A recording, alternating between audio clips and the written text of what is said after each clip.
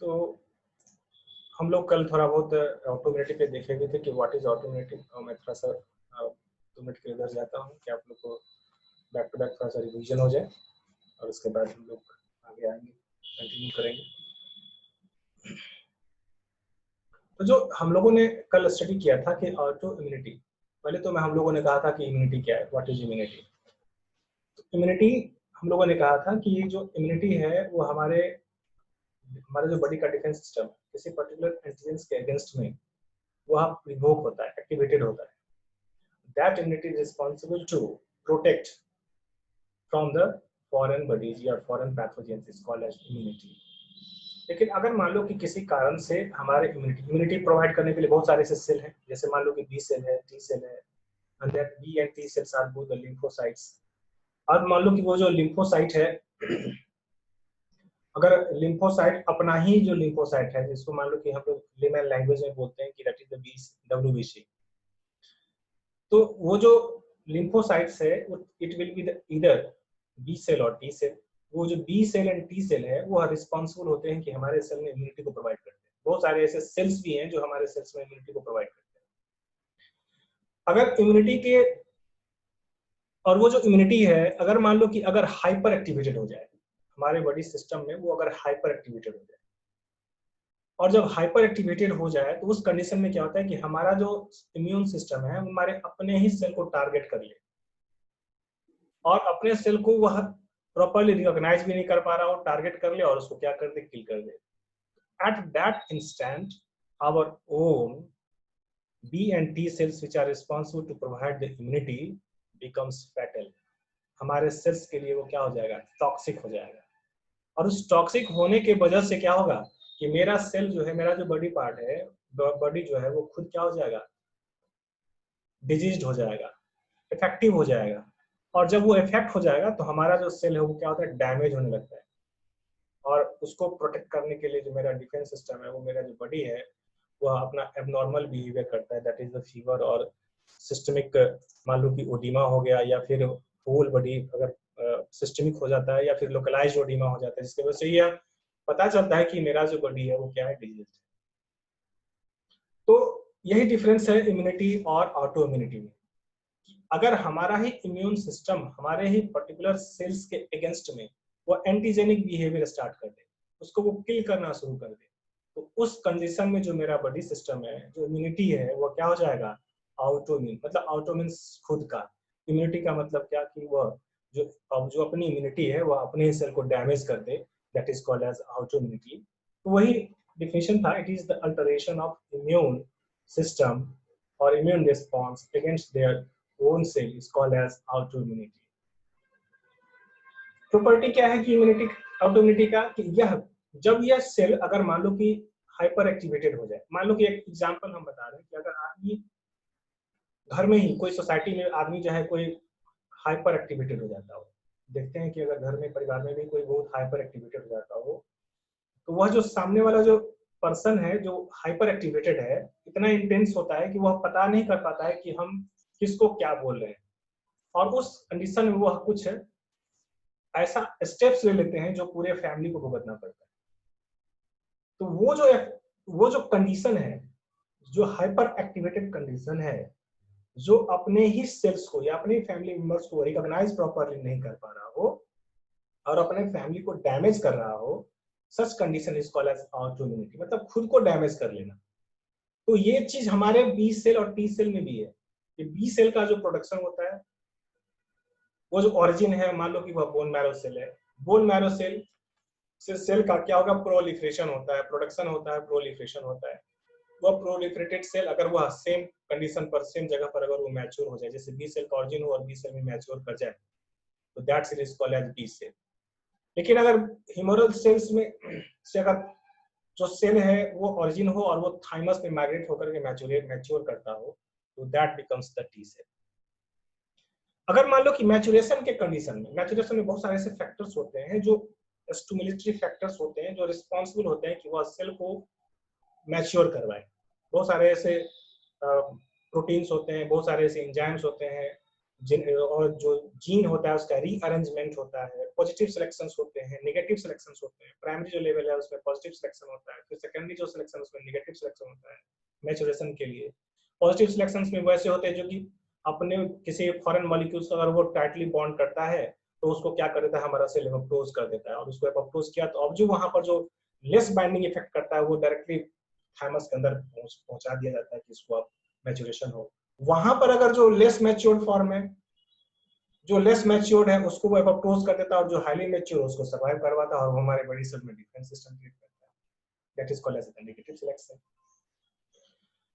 और अगर मान लो कि नेगेटिव सिलेक्शन में अगर कोई प्रॉब्लम हो जाए, टी सेल के मैच्योरेशन और बी सेल के मैच्योरेशन में अगर मान लो कि कोई तरह किसी तरह का प्रॉब्लम हो जाए, एंटीजेनिक रीअरेंजमेंट प्रॉपर्ली नहीं हो जाए, सेल्फ सेल जो है उसको रिकॉग्नाइज करना छोड़ दे, जैसे कोस्टिमुलेटेड सिग्नल मॉलिक्यूल्स होते हैं जो B7 एंड CD28 के साथ वो बाइंडिंग करने के साथ वो क्या करते हैं, प्रॉपर्ली एंटीजन प्रेजेंटिंग सेल और जो सेल्स होते हैं टी सेल हो या बी सेल हो, अगर एक्टिवेशन के लिए कोस्टिमुलेटेड सिग्नल को प्लेज मेजर इंपॉर्टेंट रोल। अगर मान लो कि अगर जो हमारा जो एपीसी है उस पर प्रॉपर्ली जो है जो सिग्नलिंग मॉलिक्यूल का है प्रॉपर्ली प्रेजेंटेशन सेल्स पे नहीं हो जाए, तो जब नहीं होगा तो जो टी सेल है उसको वो फॉरन रिकॉग्नाइज करता है, वो हाइपर एक्टिवेट होता है, उसको बोलते हैं एनर्जिक सेल, को एनर्जी हो जाना, एनर्जिक होना, और उस तरह का सेल क्या करता है, हमारे सेल्स को डैमेज कर देता है। This is the process of auto immunity. तो प्रॉपर्टी क्या है कि डिस्टिंग्विश बिटवीन द सेल। अगर मान लो कि इम्यूनिटी का जो काम है वो है distinguish between the self and non self, वह डिस्क्रिमिनेट करता है सेल्फ एंड नॉन सेल्फ को। लेकिन अगर मान लो कि किसी कारण से जो ऑटो इम्यून सेल्स है वो हमारे सेल्फ और नॉन सेल्स में प्रॉपर्ली डिस्क्रिमिनेशन नहीं कर पाए, having no capacity to discriminate between the self and non self, उस कंडीशन में क्या होता है कि जो मेरा जो इम्यून सेल्स है, जो इम्यून सेल है वह अपने ही सेल को डैमेज कर देता है, क्योंकि मान लो कि सेल्फ को रिकॉग्नाइज नहीं कर पाया। The immune cells which are not able to recognise the self cell, अगर उसको वो फॉरेन मॉलिक्यूल मान ले तो उसको क्या करेगा, किल कर लेगा। अगर मान लो कि जो नॉन सेल्फ है उसको अपना मान ले, अल्टरेशन हो जाए इम्यूनिटी, मतलब उसको डिटेक्शन करना, मान लो कि नॉन सेल्फ है जो फॉरेन मॉलिक्यूल है उसको अपना मान ले, उस कंडीशन में भी क्या होगा, जो फॉरेन मॉलिक्यूल है वह एडवर्स इफेक्ट देगा हमारे सेल्स के ऊपर और अपने सेल को क्या करेगा, डैमेज कर देगा। तो अल्टरेशन हो जाना, that is the properly discrimination, क्या हो जाए, लॉस हो जाए सेल्स का, that condition is called as heart immunity. और ये जो प्रॉपर्टी है इम्यूनिटी का, दैट इज अ डिस्क्रिमिनेशन या distinguish between the self and non cells में अगर ये लॉस हो जाए, जो मेजर फैक्टर है, जो वाइटल एक्टिविटी है हमारे इम्यूनिटी का, अगर वो लॉस हो जाए तो उस कंडीशन में क्या होगा, हमारा सेल खुद डैमेज। इसीलिए देखो कि अगर मान लो कि डिसऑर्डर है ऑफ द इम्यून सिस्टम में अगर हो जाए, जैसे मान लो कि इम्यूनो डिफिशियंसी हो जाए और वो टू लिटिल है, तो उस कंडीशन में भी क्या होता है, हमारा सेल कुछ हद तक डैमेज कर जाता है, सेल हाइपर सेंसिटिव हो जाए। अभी मैंने बताया कि जैसे कि सेल का एनर्जिक हो जाना, क्लोनल जो है एक्टिवेशन हो जाना, या सेल एनर्जिक हो जाना, उस कंडीशन में जो सेल है हाइपर सेंसिटिविटी होता है, जैसे कि एलर्जी का कंडीशन है, उस कंडीशन में भी आप लोग देखे होंगे, आगे आएगा क्लास उसमें भी आप लोग देखेंगे। तो सेल का हाइपर सेंसिटिव हो जाना मतलब टू मच एक्टिविटी हो जाए, सेल बहुत ज्यादा एक्टिव हो जाए, उस कंडीशन में जो होते हैं हमारे सेल्स को क्या करते हैं, वो डैमेज कर देता है। ऑटो इम्यूनिटी हो जाना मतलब मिसडायरेक्टेड हो जाना, that having lost the capacity to discrimination between the self and non self, that is called as auto immunity. पहली चीज को जान लीजिए कि पहला चीज ये जान लीजिए कि जो सेल्फ एंड नॉन सेल्फ का जो सेल है, जो सेल्फ एंड नॉन सेल्फ है, मान लो कि दो सेल है, एक सेल मान लेते हैं कि अब यहाँ पे ड्रॉप नहीं कर पाते, लेकिन मान लीजिए कि ये एक सेल यहाँ है और एक सेल यहाँ है, दोनों सेल को डिस्क्रिमिनेट करने का जो कैपेसिटी है, एक तो ये सेल है, मान लीजिए ये सेल है और ये सेल जो है वो बी सेल है, दोनों सेल में जो डिस्क्रिमिनेट करने की जो कैपेसिटी है, अगर ये यहाँ पर बोर्ड मिल जाए तो हम कर सकते हैं,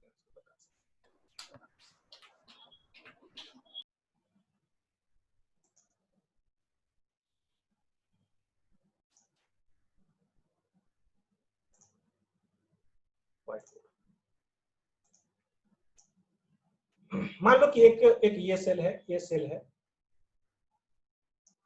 मान लेते हैं कि ये सेल है और एक बी सेल है, एक सेल एक है और ये सेल बी है, ये सेल बी।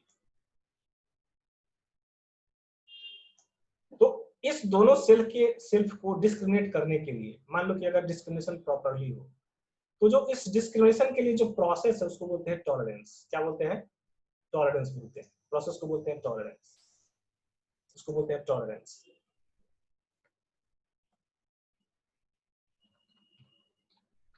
इस टॉलरेंस के प्रोसेस से जो दो सेल है उसको क्या करता है? वो डिस्क्रिमिनेट करता है। That differentiation property of recognition between the self cell and non self cell. अगर सेल्फ और नॉन सेल्फ, जो मान लो ए है ये सेल्फ सेल है और बी जो है अगर मान लो कि नॉन सेल्फ है, इस दोनों को डिस्क्रिमिनेट करने का जो प्रोसेस है, मतलब प्रॉपर्टी है, उसको बोलते हैं टॉलरेंस। अगर मान लो कि टॉलरेंस के प्रॉपर्टी में अगर लॉस हो जाए, किसी तरह का प्रॉब्लम आ जाए, प्रॉपरली टॉलरेंस ना हो, तो अगर मान लो कि प्रॉपर टॉलरेंस अगर नहीं होगा, तो उस कंडीशन में भी क्या होगा कि मेरा सेल होगा जो प्रॉपरली क्या होगा? डैमेज हो जाएगा। So that is also called as the imbalancing या improper activation in the tolerance, मतलब properly वो tolerance नहीं। तो tolerance में क्या होगा कि tolerance में अगर tolerance दो टाइप के होते हैं, हमने कल भी बताया था कि tolerance दो टाइप के, एक होता है central tolerance और एक होता है peripheral tolerance। Central tolerance means that is the totally participation of either B cell and T cell। B cell मतलब जैसे प्राइमरी लिम्फोइड ऑर्गन, जैसे B cell हो गया, और उस वो मैचुरेशन के कंडीशन में, बी एंड टी सेल के मैचुरेशन के कंडीशन में यह अपना रोल प्ले करता है। अगर मान लो कि उसमें अगर सेंट्रल टॉलरेंस के कंडीशन में अगर ये फेलियर हो जाए, B cell and T cell ये प्रॉपरली वो मैचुरेशन ना कर पाए और अपने ही सेल को वो डैमेज करना शुरू कर दे, तो इस तरह का जो फेलियर है उसको बोलते हैं सेंट्रल टॉलरेंस या failure in the central tolerance. लेकिन अगर मान लो कि सेंट्रल के अलावा जो पेरिफेरल है, जैसे कि ब्लड में कोई सर्कुलेशन हो रहा हो, ब्लड में क्योंकि ब्लड भी जो है क्या करता है? कैरी ऑन करता है बहुत सारे ऐसे सर्कुलेटिंग मॉलिक्यूल्स को वो सर्कुलेट करते हैं, और वह जो मॉलिक्यूल्स है वो रिकॉग्नाइज करता है सेल्फ एंड नॉन सेल्फ को। अगर मान लो कि वहां पर पेरिफेरल सेल्स में अदर देन द सेंट्रल के बाद जो भी सेल है पेरिफेरल है, अगर वो टिश्यूज में हो रहा हो, जो ट्रांसमिट कर रहा हो, ब्लड के थ्रू से सर्कुलेट हो रहा हो, इसमें अगर वो इम्बैलेंसिंग आ जाए, किसी तरह का प्रॉब्लम आ जाए, तो वो क्या करता है कि फॉरेन मॉलिक्यूल्स को वो रिकॉग्नाइज नहीं कर पाया, तो that is the type of imbalancing in peripheral cells. तो इसको बोलते हैं failure in the peripheral tolerance. तो अगर मान लो कि इस टॉलरेंस में सेंट्रल टॉलरेंस हो या पेरिफेरल टॉलरेंस हो, अगर इसमें दोनों तरह के सेल में अगर ये प्रॉब्लम क्रिएट हो जाए, तो उस दोनों कंडीशन में क्या होगा कि हमारा सेल ऑटो रिएक्टिव हो जाएगा, और जैसे ही सेल मेरा ऑटो रिएक्टिव होगा तो that cell becomes hyper sensitive and becomes cause the damage of our bone cell. हम लोग थोड़ा सा आगे बढ़ के देखें स्लाइड पर, और ऑटोइम्यूनिटी का जो ओरिजिन है उसका जो देखिए पहला जो चीज है उसमें उसको बोलते हैं हॉरर ऑटोटॉक्सिसिटी। ऑटोइम्यूनिटी को बोलते हैं हॉरर टॉक्सिसिटी, मतलब literally the horror of self toxicity. अपने ही सेल्स को क्या करता हो, खुद वो टॉक्सिसिटी क्रिएट करता हो, डैमेज करता हो। टर्म जो है वो कॉइन हुआ था German immunologist, that is Paul Ehrlich in 1800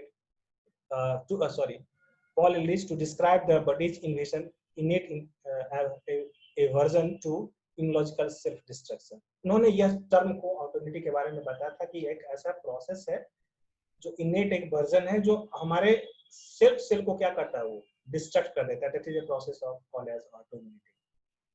अब देखिए ऑटोइम्यूनिटी क्या है। Autoimmunity is the failure of an organism in recognizing its own constituent part as non-self, which allows an immune response against its own cell and tissue. That is very clearly कि autoimmunity is a failure of an organism in recognizing its own constituent part as non-self, which allows an immune response against its own cell and tissue. That is the autoimmunity.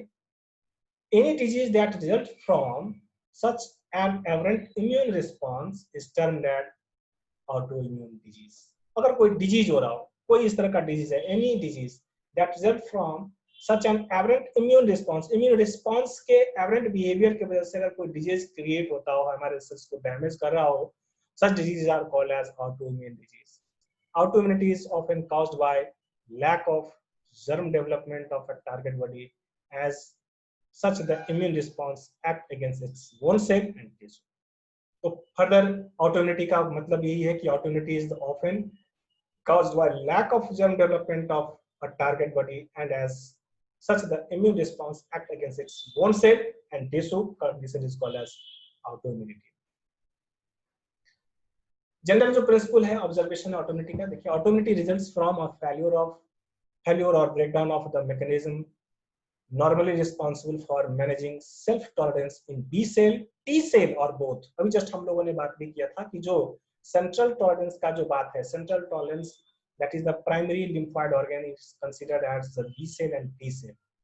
अगर B cell and T cell either in B cell or either in T cell और both में अगर मान लो किस तरह का condition create हो जाए, वो रिकॉग्निशन प्रॉपर्ली ना कर पाए, तो that condition is called as the self autoimmunity. ये पहला लाइन यही चीज आपको बता रहा है कि autoimmunity results from a failure or breakdown of the mechanisms normally responsible for maintaining self tolerance in B cell, T cell or both is called as autoimmunity. Major factors that contribute to the development of autoimmunity are genetic susceptibility. याद रखना है कि जो autoimmunity है, हो सकता है वो कि जेनेटिक ससेप्टिबिलिटी की वजह से हो, जेनेटिक प्रीडिस्पोजिशनल हो, मतलब पेरेंट्स में से ऑफस्प्रिंग में क्या हो, ट्रांसमिट हो रहा हो, उस तरह के जीन जो है ट्रांसमिट हो रहा हो, और वह जीन से ट्रांसमिशन के बाद वह सर्टेन पीरियड्स के बाद क्या होता है कि वो एक्टिवेट हो जाता है और वो क्या कर रहा है, जैसे कि मान लीजिए गाउट, आजकल जो गाउट डिजीज है वो क्या है, जेनेटिकली जेनेटिक प्रीडिस्पोजिशन है. Somewhat it is also triggered by some environmental factor or food habitats also. लेकिन अगर वो जेनेटिकली ट्रांसमिट हो रहा हो तो वह पेरेंट्स टू ऑफस्प्रिंग ट्रांसमिट भी होता है. तो ऑटोइम्यूनिटी का जो कंडीशन है वो जेनेटिक प्रीडिस्पोजिशन हो सकता है या फिर इन्वायरमेंटल फैक्टर्स के वजह से ट्रिगर्ड हो जाए और किसी इन्फेक्शन की वजह से हो जाए, चाहे वो बैक्टीरियल हो चाहे वायरल हो. अगर उस तरह का इन्फेक्शन क्रिएट हो जाता है तो उसके वजह से ऑटोइम्यूनिटी क्या क्रिएट हो सकता है, क्रिएट होता है. So the major factors that contribute to the development of autoimmunity are genetic susceptibility and environmental triggers such as infection. Autoimmune disease may be either systemic and organ specific. ये जो है किसी localized हो सकता है, किसी particular organ में हो सकता है, और किसी या हो सकता है कि whole body response हो, anaphylactic shock जिसको बोलते हैं मैं, तो उसमें क्या होता है, whole body अपना response शुरू कर देता है, that is called as anaphylactic shock. या कोई localized हो किसी वास्प से काटने से, या कोई मान लो कि जैसे आर्थराइटिस का कंडीशन है वो कहीं हो सकता है कि लोकलाइज्ड भी हो या होल बॉडी सिस्टम भी हो. That's why autoimmunity are the localised भी और होगा, और या दैट इज अ लोकलाइज्ड भी होगा और सिस्टमिक भी होगा. Various effector mechanisms are responsible for tissue injury are different in different autoimmune disease. बहुत सारे ऐसे फैक्टर हैं, various effector mechanisms are responsible for tissue injury in different autoimmune disease. Epitope spreading, देखो जो एंटीजन होते हैं, एंटीजन का जो रिसेप्टर मॉलिक्यूल होता है उसको बोलते हैं एपिटोप. तो जो एपिटोप जो होते हैं वो क्या करते हैं, पर्टिकुलर एंटीजन को वो उसके साथ वो बाइंड अप करता है. तो अगर autoimmune reactions initiated against one self antigen that injured tissue may result in the release of alteration of other tissue antigens, activation of lymphoid specific to the for these other antigens and exacerbation of the disease. मान लो कि कोई antigen है और वो किसी तरह के सेल्स के साथ वो बाइंड अप किया, बाइंडिंग के साथ वो सर्टेन टॉक्सिन्स रिलीज कर देता है. रिलीजिंग के बाद क्या करता है, वो सेल को डैमेज कर देता है, लेकिन वो जो सेल है वो उसको प्रॉपर्ली रिकॉग्नाइज नहीं कर पाता और इसको डैमेज होना स्टार्ट हो जाता है. वो फॉरेन मॉलिक्यूल्स को कुछ भी नहीं कर पाता और वो अपने सेल को डैमेज करना स्टार्ट कर दे. तो अपना सेल जो उस तरह के एंटीजन के साथ बाइंडिंग करने के बाद अगर वो टॉक्सिन रिलीज कर हमारे सेल को डैमेज कर दे, अपना ही सेल अपने सेल को डैमेज कर देता है, तो ये जो है that is the rearrangement in antigenic proteins. इसके वजह से क्या होता है कि हमारा जो अपना सेल है उसको खुद रिकॉग्नाइज नहीं कर पाता और सेल डैमेज हो जाता है. हम इसके बारे में हम लोग आगे स्टडी भी करेंगे. कुछ केसेस हैं जो कहां पर कितना बताया गया है, तो मैं सिर्फ ऊपर वाले की बातें ही करूंगा. A group of 60 to 80 chronic inflammatory diseases with genetic predispositions and environmental modulations. These are the certain diseases, that is autoimmune disease, around 60 to 80 chronic inflammatory diseases with genetic predisposition and environmental. अब ये जो prevalence है, prevalence का मतलब होता है प्रसार, मतलब प्रसार होना, कहाँ पर ये डेवलप हो रहा है. तो ये जो यूएस में बताया गया था कि 58% वहां पर मैक्सिमम प्रेजेंट है अभी, और mostly it is present in the female than the male. 75% cases में फीमेल मोर इफेक्टिव है, और fourth largest disease class in the women, इसलिए जो वुमेन है उसमें अभी तक यह फोर्थ लार्जेस्ट डिजीज होता है ऑटोइम्यून डिजीज का। यही अब यहाँ से जो मेरा जो मेन फोकस है, जैसे कि मान लो कि ये रिस्पॉन्स है, अगर वो सेल है, वो कोई सेल है और अपने तरह के सेल को रिकॉग्नाइज करता हो, किसी तरह का रिस्पॉन्स नहीं देता हो, तो वो जो है कोई रिस्पॉन्स नहीं देता हो, that is called as cell cell. लेकिन कोई ऐसा सेल है जो फॉरेन मॉलिक्यूल है और उसके लिए स्ट्रॉन्ग क्या करता है, रिस्पॉन्स प्रोवाइड करता है कि नहीं ये जो फॉरेन मॉलिक्यूल है, this process is called as immunity. और मान लो कि इसी में किसी तरह का अल्टरेशन हो जाए, basically means immunity to self, immunity to self, अगर वो इम्यूनिटी टू सेल्फ हो जाए तो उस तरह के सेल्स को बोलते हैं autoimmunity. A condition that occurs when the immune system mistakenly attacks and destroy healthy body tissue, that is called as autoimmunity. बहुत सारे हमारा ऑर्गन्स है, इस ऑर्गन्स पर क्या होता है कि सिस्टमिक भी हो सकता है, लोकलाइज्ड ऑर्गन पर भी है, क्या होगा ये इफेक्टिव होता है, that is called as autoimmune, और सिस्टमिक और होल बॉडी रिस्पांस जो रिस्पांस होता है लोकलाइज्ड या सिस्टमिक। तो इतने सारे ऑर्गन्स पर क्या होता है कि ये डिजीज काउज होते हैं, ऑटोइम्यून डिजीज काउज होते हैं। लेकिन आप लोग को हमें दो तीन डिजीज के बारे में बताना है।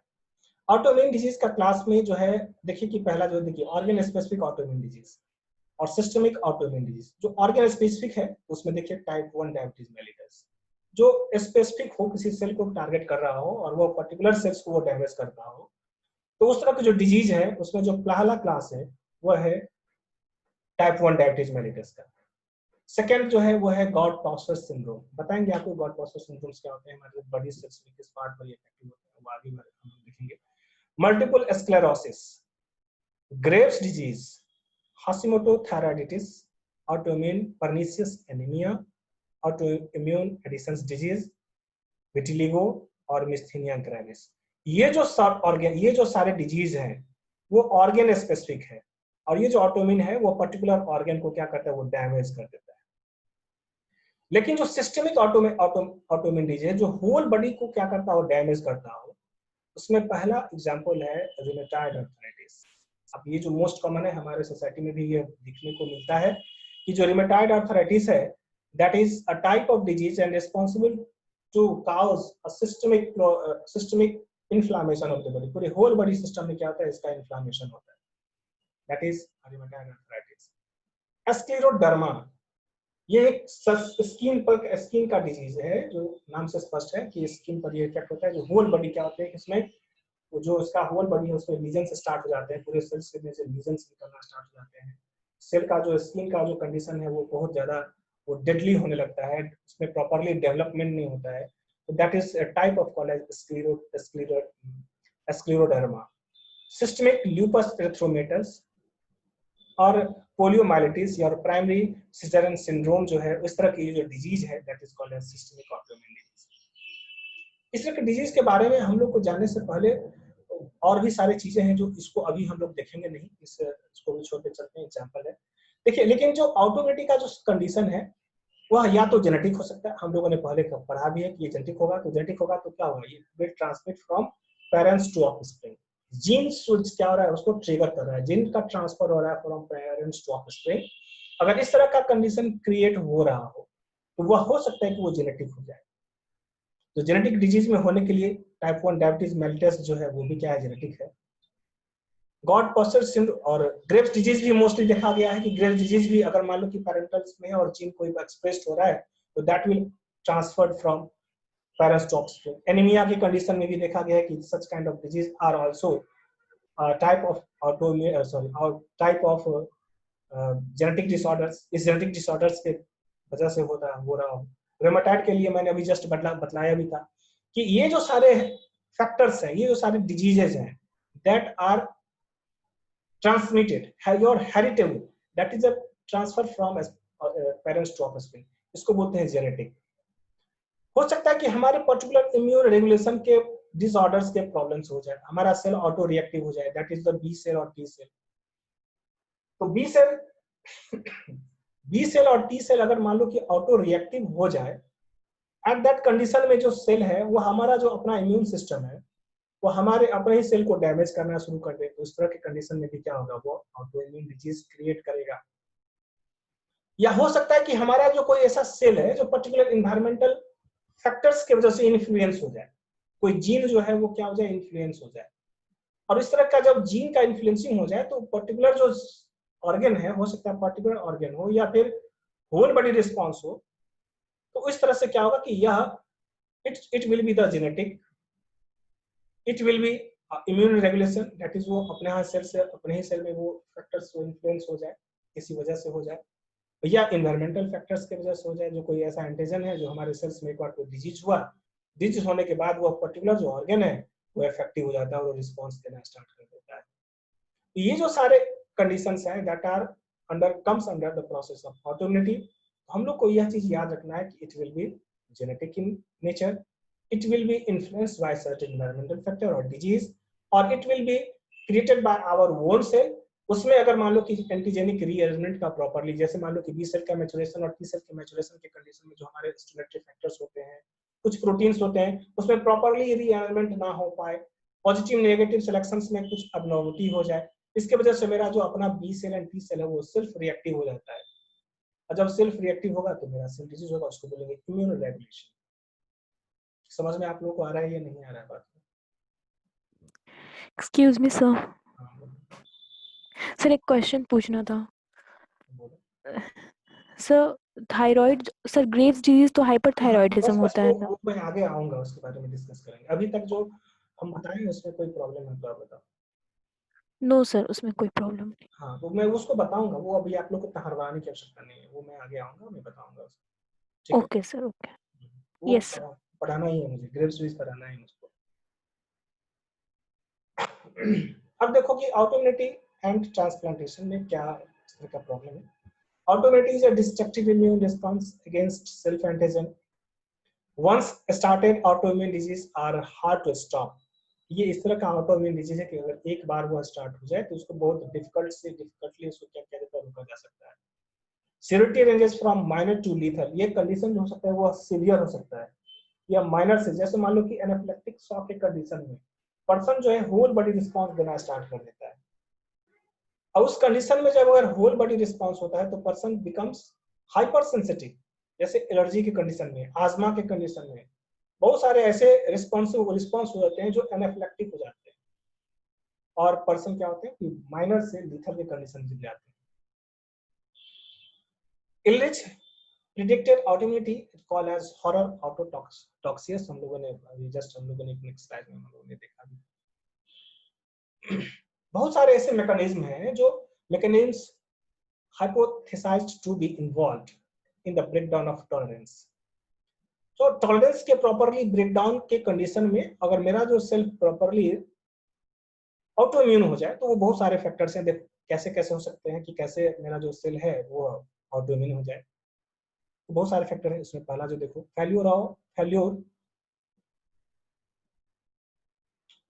आप लोग अपने स्टूडेंट को, फ्रेंड को बोलिएगा टाइमली वो एडमिट हो। आज मैं इनको एंट्री कर देता हूँ, लेकिन बहुत सारे ऐसे आपके फ्रेंड हैं जो टाइमली नहीं आते हैं, और टाइमली नहीं आएंगे तो मैं अपने हेड से ये बात करूंगा, अगर वो अलाउ करेंगे आने का तो मैं अलाउ कर दूंगा, नहीं तो मैं अलाउ नहीं करूंगा। आप अपने फ्रेंड को बोल दीजिएगा, ठीक है? सुन रहे हैं हमारी बात सब? यस हाँ, यस सर। यस सर मुझे मुझे अगर मेरे यस स्टूडेंट सर ने अलाउ नहीं किया तो मैं एडमिट नहीं करूंगा। आज मैं अलाउ कर देता हूँ, नहीं तो टाइम का मतलब टाइम 10 बजे है तो 10:05 तक मैं अलाउ कर सकता हूँ। Mechanism hypothesised to be involve in breakdown of tolerance. कौन कौन से मैकेनिज्म है जो इन्वॉल्व होते हैं हमारे टॉलरेंस को ब्रेक डाउन करने में? That is the self and non self का जो कंडीशन है उसको ब्रेक डाउन प्रॉपरली वो एक्टिवेट ना हो पाए तो उस कंडीशन को बोलते हैं ब्रेक डाउन ऑफ टॉलरेंस। इसमें देखो क्या है, failure to delete auto reactive lymphocyte. इस कंडीशन में भी हमारा सेल क्या होगा कि ऑटो इम्यूनाइज्ड हो सकता है। मैंने सेंट्रल टॉलरेंस फेल्योर के बारे में भी बताया था, बी सेल और टी सेल के का जो एक्टिवेशन है central B and T cell में, अगर मान लो किसी तरह का प्रॉब्लम हो जाए, उसके मैचुरेशन में प्रॉब्लम हो जाए, पॉजिटिव एंड नेगेटिव सिलेक्शन के प्रोसेस जो बी एंड टी सेल को वो क्या करता है, एक्टिवेट करता है, मैच्योर करवाता है। वहां पर अगर मान लो किसी तरह का म्यूटेशन हो जाए या किसी तरह की एबनॉर्मलिटी हो जाए, उस कंडीशन में जो मेरा सेल है वो क्या होगा, ऑटो इम्यून टाइप का हो जाएगा। उसके बाद है पेरिफेरल टॉलरेंस, मैंने दोनों की भी मैंने चर्चा भी किया था, सेंट्रल एज पेरिफेरल के लिए। मॉलिक्यूलर मिमिक्री, ये कंडीशन क्या है कि मान लो कि बहुत ऐसे सेल हैं और बहुत सारे ऐसे प्रोटीन हैं जिसका सेम फंक्शन होता है हमारे सेल्स के अंदर। जैसे मान लो कि हम लेते हैं कि अगर कोई ग्रोथ फैक्टर है, जैसे कैल्शियम आयन के बारे में बात कर रहे हैं, हम मॉलिक्यूलर मिमिक्री पे थोड़ा सा फोकस कर देते हैं और एक लेमन लैंग्वेज में समझ लीजिए कि एक प्रोटीन का एक्शन एक दूसरा जो प्रोटीन है उसके नेचर के जस्ट एनालॉग हो, एकदम सिमिलर, एग्जैक्ट हो, कॉपीराइट हो। जैसे मान लो कि अगर क्लोन सेल की बात करें कि दो ऐसे सेल हैं जो एग्जैक्ट सिमिलर है, उसके मॉर्फोलॉजिकल भी सिमिलर है, हो सकता है कि समवॉट जेनेटिक भी सिमिलरिटी हो। जैसे मान लो ट्विंस की बात हम लोग घर में कर लेते हैं, अपने समाज सोसाइटी में करते हैं। मान लो कि उसका एग्जैक्ट कॉपी है, और जब अगर एग्जैक्ट कॉपी हो तो हमारा अपने जो पेरेंट्स हैं उसको अगर मान लो कि एट ए टाइम बोला जाए कि अगर मान लो कि बोला जाए कि आपका ये एक बच्चे का नाम चिंटू रखा, एक बेटे का नाम मिंटू रखा, और एग्जैक्ट कॉपी है, उसमें कोई डिफरेंस नहीं कर पा रहा हो, और उसको मान लो कि बाहर से दोनों को मदर पैरेंट या मदर से दूर कर दिया जाए और उसको एक एक करके बच्चे को लाया जाए। इसको एकदम बहुत अच्छा समझिए, इसको क्या क्यों बोलते हैं मॉलिक्यूलर मिमिक्री। मान लो कि चिंटू को लाया गया और कहा जाए कि ये पूछिए ये कौन है, हो सकता है वो उसको मिंटू भी बोले, क्योंकि वो इतना क्लोज रिजेम्बलेंस है दोनों बच्चे के बीच में कि वह पेरेंट्स भी कभी कभी कंफ्यूज कर जाए। मान लो मिंटू को लाया, हो सकता है कि वो बोले कि नहीं चिंटू है। तो इसका मतलब क्या है कि दोनों सेल एग्जैक्ट कॉपी है एक दूसरे का, कोई डिस्क्रिमिनेशन नहीं है। सेल के मॉर्फोलॉजी इतनी सिमिलर है कि उसको भी वो डिस्क्रिमिनेट नहीं कर पा रहा है। और जब एक्सप्रेशन हो तो हो सकता है कि एक्सप्रेस प्रोटीन का जो इफेक्ट है वह कोई फास्ट करे, कोई स्लो करे। तो उस तरह का जो प्रोटीन है जो एग्जैक्टली एक दूसरे के प्रोटीन के क्या हो, जस्ट सिमिलर हो, कॉपीराइट हो, और जब वह हमारा सेल अगर उसको रिकॉग्नाइज करने के लिए जा रहा हो तो उसको अपने जैसा सेल को रिकॉग्नाइज करे कि नहीं ये मेरा सेल है। मान लो सेल ए और सेल बी है, cell A is exact copy of cell B and cell B is the exact copy of cell A, मतलब कॉपीराइट, मिरर इमेज बोलते हैं उसको, एग्जैक्ट सिमिलर की मिरर इमेज एक दूसरे का। लेकिन जो सेल ए है वो हमारा अपना सेल है, बॉडी का सेल है, और वो अगर मान लो पर्टिकुलर किसी ऑर्गन के एपिटोप पर या फिर मान लो कि किसी जो ऑर्गन है उसके रिसेप्टर मॉलिक्यूल पर बाइंडिंग करने के बाद वह एक प्रॉपर फंक्शन देता है। मान लो कि वो ग्रोथ काम करता हो या ग्रोथ प्रोलिफरेट करवाता हो, ए एक मान लो कि स्टिमुलेटरी मॉलिक्यूल है और वह किसी सेल के सिग्नल पर, सेल के रिसेप्टर मॉलिक्यूल पर बाइंड करने के बाद वह एक प्रॉपर रिस्पांस देता हो, that is called as cell progression. एकदम ध्यान से सुनना है। लेकिन जो बी सेल है वह भी एग्जैक्ट कॉपी है, मिरर इमेज उसमें सिग्नलिंग मॉलिक्यूल्स का, और वह जब हमारे सेल के सरफेस पर मॉलिक्यूल पर अगर वो बाइंड करता है तो वह प्रॉपरली वह डिस्क्रिमिनेट नहीं कर पाता है कि यह मेरा सेल है या नॉन सेल है, मतलब सेल्फ सेल है या नॉन सेल है, and that cell will allow to bind at their receptor molecule. अगर वह अपने रिसेप्टर मॉलिक्यूल पर बाइंड कर दे, मतलब उसकी मॉर्फोलॉजी इतनी क्लोज है, और जो मान लो कि समवट जेनेटिक भी हो सकता है कि वो क्लोज हो, इतने रिजेम्बलेंस हो कि हमारा जो सेल है वह उसको प्रॉपर्ली रिकॉग्नाइज नहीं कर पाए कि दैट इज द सेल्फ और non cell. At that condition, उस कंडीशन में क्या होगा कि जो मान लो कि बी सेल जो मॉलिक्यूल है वह उसके बाइंडिंग के साथ ही जो मेरा सेल है उसका जो एक्शन है वो चेंज हो जाएगा बाइंडिंग के साथ ही, क्योंकि अलाउ तो कर दिया बाइंड करने के लिए, लेकिन उसका जो एक्सप्रेशन है प्रोटीन है वो एक्सप्रेस जैसे किया तो वह दूसरे तरह के केमिकल को रिलीज करना स्टार्ट कर दे। मान लो कि बी जो सेल है कि वो बैक्टीरियल है, हो सकता है वो वायरल हो, तो बैक्टीरियल और वायरल जो सेल है वो हमारे सेल में तो एंट्री कर लिया, लेकिन हमारा जो लिम्फोसाइट है, ये जो सेंट्रल लिम्फोइड ऑर्गन है या पेरिफेरल, उसको अलाउ नहीं कर पाया, डिस्क्रिमिनेट नहीं कर पाया कि बैक्टीरियल सेल है या वायरल सेल है। और जो हमारा सेल है उसका भी नेचर जो है, कैरेक्टरिस्टिक फीचर्स जो है एग्जैक्ट सिमिलर है वायरल, बैक्टीरियल और वायरल प्रोटीन से। इसलिए तो कहते हैं कि जो वायरल इन्फेक्शन होता है या कभी बैक्टीरियल इन्फेक्शन होता है, वायरल इन्फेक्शन में मोस्टली क्या होता है कि जो कोई वायरल सेल्स है, वायरल जो वायरस है वो पर्टिकुलर मॉलिक्यूल्स को रिलीज किया, और वह रिलीज होने के बाद हमारे सेल के अंदर जाने के बाद वो प्रॉपर्ली इस तरह से अपने आप को मोल्ड कर लेता है कि मेरा जो सेल का मॉलिक्यूल्स है उसको फॉरेन मॉलिक्यूल की तरह वो रिकॉग्नाइज नहीं कर पाता है, और वह बॉडी के होस्ट के डीएनए के साथ वो क्या करता है, बाइंड कर लेता है। जैसे डीएनए के साथ बाइंडिंग किया, क्योंकि वो तो हमारा सेल है, अलाउ नहीं कर पा रहा है, वो सॉरी अलाउ कर रहा है कि उसको डिस्क्रिमिनेट नहीं कर पा रहे between the self and non self. तो जो वायरल प्रोटीन है उसका अलग नेचर है, उसको एक्टिवेट होने के लिए होस्ट के डीएनए के साथ बाइंड करना पड़ेगा। जैसे होस्ट के डीएनए के साथ वो बाइंड किया तो वो अपना एक्सप्रेशन देना स्टार्ट करेगा। जैसे वो एक्सप्रेशन दिया, इसका मतलब क्या है कि जो वायरल डीएनए है, जो वायरल जीनोम है, वो हमारे होस्ट सेल या जीनोम के साथ बाइंडिंग करने के बाद उसके एक्टिविटी को, ट्रांसक्रिप्शन और ट्रांसलेशन के प्रोसेस को क्या कर लेता है, कंट्रोल कर लेता है, तो वायरल जीनोम। और जैसे ही ट्रांसक्रिप्शन एंड ट्रांसलेशन के प्रोसेस को कंट्रोल किया, अपने अनुसार प्रोसेस स्टार्ट किया, तो उसका जो एक्सप्रेशन होगा वो वायरल प्रोटीन का होगा, वायरल नेचर का भी हो सकता है। अब जैसे ही अपना कॉलोनी बढ़ाया, सेल का डीएनए का काम है रेप्लिकेट करना, रेप्लिकेशन के साथ क्या होगा, वो प्रोटीन की सिंथेसिस करेगा, डीएनए से एमआरएनए, एमआरएनए से प्रोटीन का सिंथेसिस होगा, ट्रांसक्रिप्शन ट्रांसलेशन के प्रोसेस से, ट्रांसलेशन के प्रोसेस से क्या होगा कि वायरल प्रोटीन का निर्माण होना सेल्स के अंदर में स्टार्ट हो जाएगा। जैसे ही वायरल प्रोटीन अपना प्रोलिफरेशन स्टार्ट हुआ तो वह टॉक्सिसिटी क्रिएट करना शुरू कर देगा। जैसे टॉक्सिसिटी क्रिएट हुआ तो पर्सन्स बिकम्स क्या होंगे, सब्सटेबल टू पर्टिकुलर प्रोटीन्स। अब वो कहेंगे कि नहीं, कोई ऐसा कैसा फॉरेन मॉलिक्यूल्स है जो हमारे सेल्स के अंदर में प्रेजेंट है, वो अटैक कर रहे हैं हमारे सेल्स के ऊपर। तो जब वो प्रॉपर्ली रिकॉग्नाइज नहीं कर पा रहा है तो उस कंडीशन में क्या करता है कि मेरा जो बॉडी का डिफेंस सिस्टम है वह अब ये प्रॉपर्ली ये रिकॉग्नाइज नहीं कर पा रहा है कि वो कहां पर वो बाइंड कर रखा है। एट दैट इंस्टेंट हमारे सेल का टेम्परेचर बढ़ाना शुरू कर देता है मेरे बॉडी का डिफेंस सिस्टम। टेम्परेचर जैसे बढ़ा तो जो डीएनए पॉलीमरेज एंजाइम है या फिर जो वायरल प्रोटीन है उसको डिस्ट्रक्ट करने के लिए टेम्परेचर बढ़ा। टेम्परेचर जैसे बढ़ा तो जो प्रोटीन जो होते हैं, जो वायरल प्रोटीन होते हैं, वो ऑप्टिमम टेम्परेचर पर जाने के बाद हो सकता है उसका जो प्रोसेस है ट्रांसक्रिप्शन ट्रांसलेशन का वो रुक जाए, और वो तब तक चलता रहेगा जब तक पूरी तरह से वो बैक्टीरियल और वायरल डीएनए को किल नहीं कर। तो टेम्परेचर बढ़ा रहेगा, और जब टेम्परेचर बढ़ा रहेगा तो एट सर्टेन लेवल तक क्या होते हैं कि कहते हैं कि जनरली जो वायरल फीवर होते हैं घर में तो कहते हैं ना वो 2-2.5 दिन रहेंगे, और तब तक टेम्परेचर शरीर का बढ़ा रहता है। जैसे ही सारे प्रोटीन वायरल प्रोटीन का खत्म हो गया, बॉडी का जो टेम्परेचर है that will comes to their normal condition. अपने सेल्स की इम्यूनिटी को बढ़ाने के लिए हम लोग एंटीबॉडी लेते हैं, या मतलब